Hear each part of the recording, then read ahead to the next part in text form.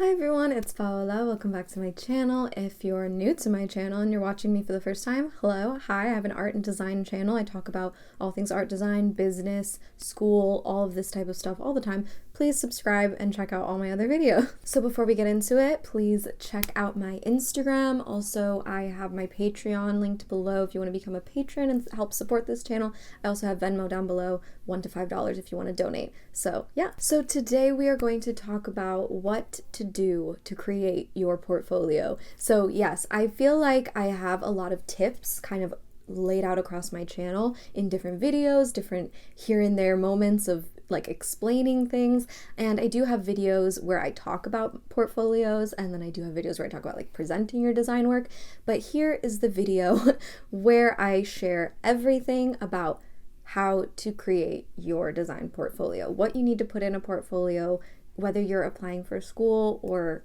you're just want a portfolio for eventually getting a job or showcasing your work, and what else you need to do to even make one. So I hope this is helpful for you guys. I know that when I was younger looking into getting started in graphic design, this would have been very helpful for me to have someone who seemed relatable talking about this type of stuff and has been there and just, is not like some extra kind of techie bro. So let's start with my first tip.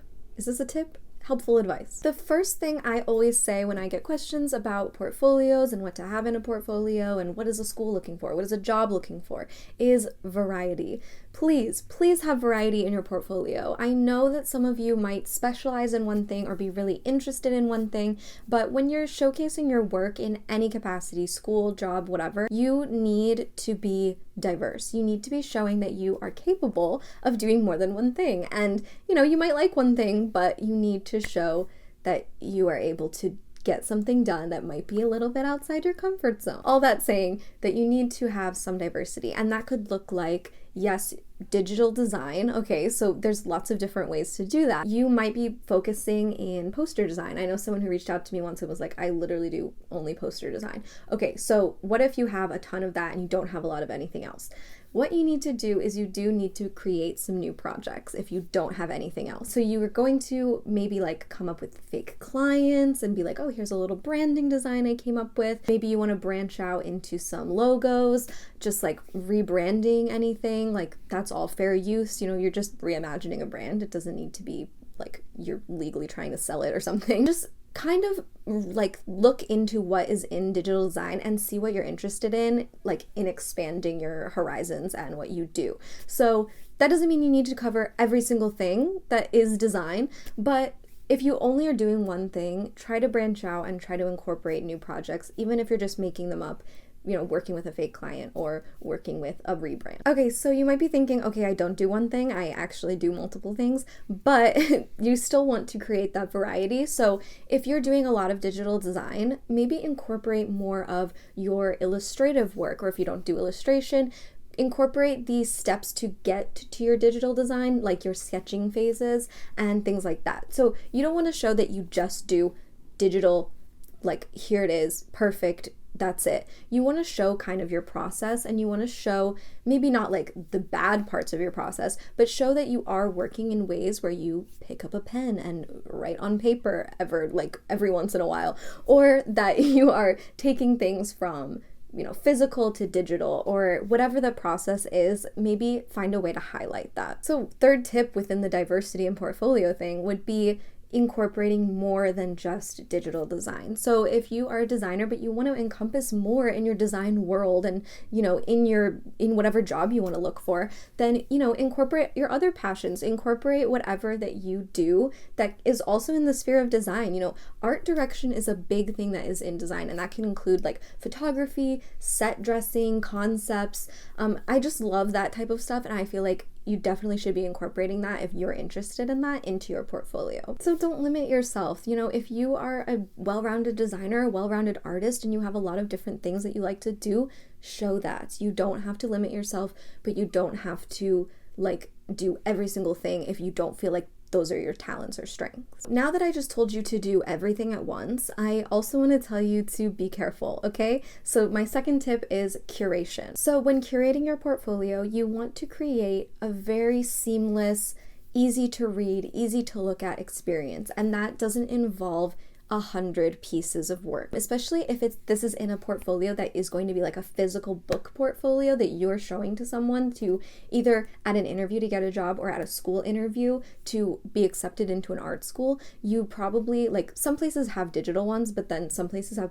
like ones that you bring your book, you bring your portfolio, you bring your stuff laid out, like your art is there. So you don't want to have like 200 pages of work. No, you want to have a nice curated experience for the person reviewing your work to see what your strengths are and see the main parts of what you do and get a well-rounded view of who you are as a designer from that. That could be like, you could have like 50 pictures that you want to share, like 50 different pictures of work, and you have to break it down. You have to break it down to probably, I would say, 10 to 15, and maybe even less than 15. It's up to you, if you really feel strongly about something, but you want to limit it. You want to limit yourself down and create a nice experience for the person who's reviewing this. Even that shows a strength. It shows that you are able to like edit yourself and figure out what you are good at and showcase that in the best way possible so that you can talk about those pieces and share them in the best way. Okay, so I just said something about printing a portfolio. So you might be like, what the heck are you talking about? So let me tell you. So there are different ways that you can create a portfolio. You can show your work, and that includes online, that includes, PDFs that you have to send directly, that includes printed work. So there are many ways to create a portfolio, and you don't have to have just one way, and you don't have to have all of them, okay? So like for me, I'm a freelance designer, full-time freelance graphic designer, and so I put my work online. I don't have any need really for a printed out portfolio to show someone physically my work. Like, there's no scenario in which I'm doing that with somebody, so that doesn't really apply to me anymore. It did when I was in school or when we were going through like how to have a printed portfolio. I created one, and we like talked through it with people who I was like potentially interviewing with. We had a portfolio day. I've participated in stuff like that. So that is a perfect thing if you're like in school or trying to get into art school or wanting to go into a career where you're going to have to go into interviews at like a company. And that's a great way to show that you like have your work printed out ready to go, and it's like very professional and organized. But like I said, for me that doesn't apply, so I have all my work online. So whether that be you using a web hosting site or a portfolio site like Adobe Portfolio or Behance, those are great places to showcase your work, and that's completely professional. And I will link all of those resources below in case like you don't know about them or like where to make a portfolio. That will all be linked below. And then of course you can create a PDF, which could be basically the digital files of the one that you print. So that's kind of like, that can go hand in hand. You can make a cover for everything, just make it very seamless and perfect looking,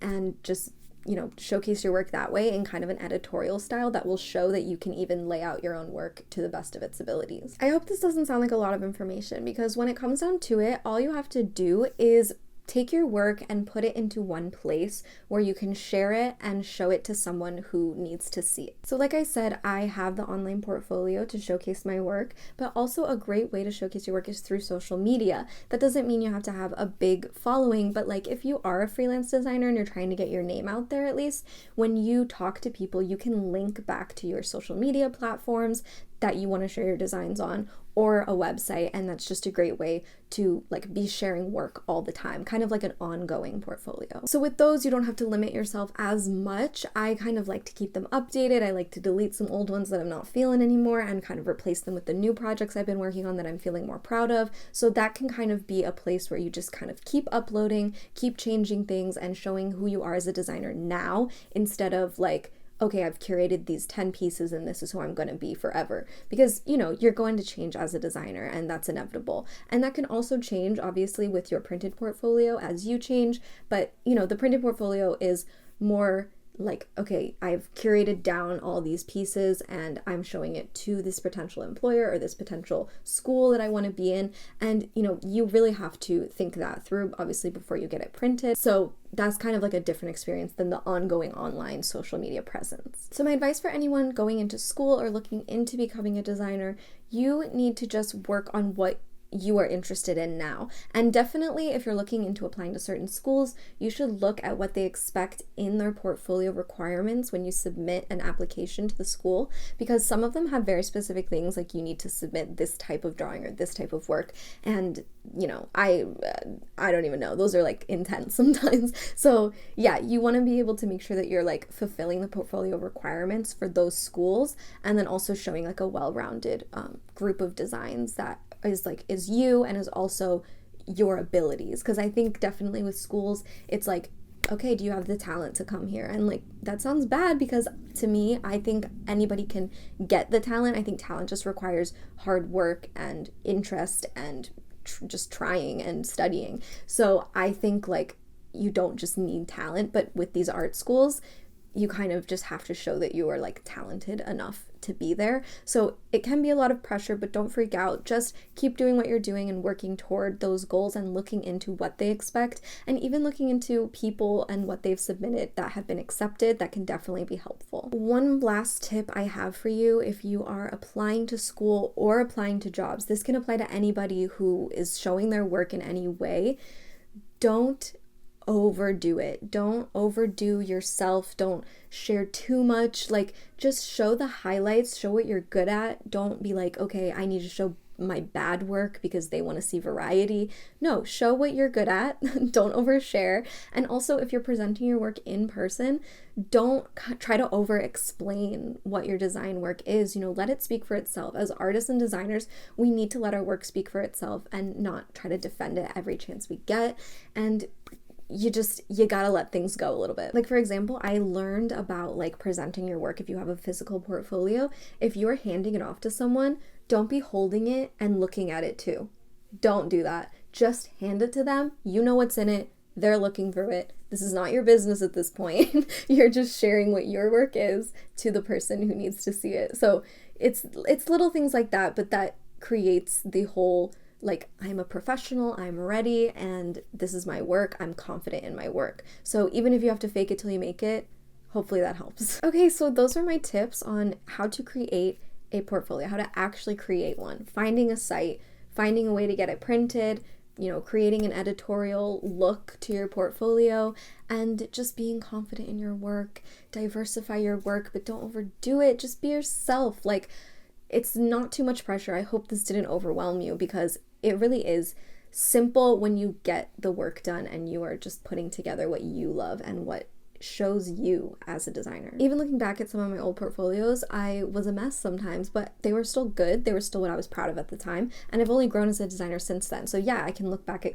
and cringe at it a little bit, but like, I have grown as a designer. Back then, those were my best works. Now I have way better work. So it's just a whole learning process and a journey all the time. So I hope this helped you. If you liked this video, please give it a like. It really helps my channel. And also let me know in the comments below any more questions about portfolios. Let's have a discussion in the comments. And yes, I will see you in my next video. Please subscribe if you're not subscribed. And yes, bye!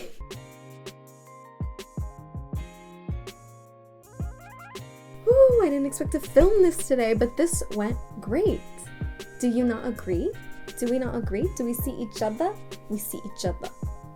We good.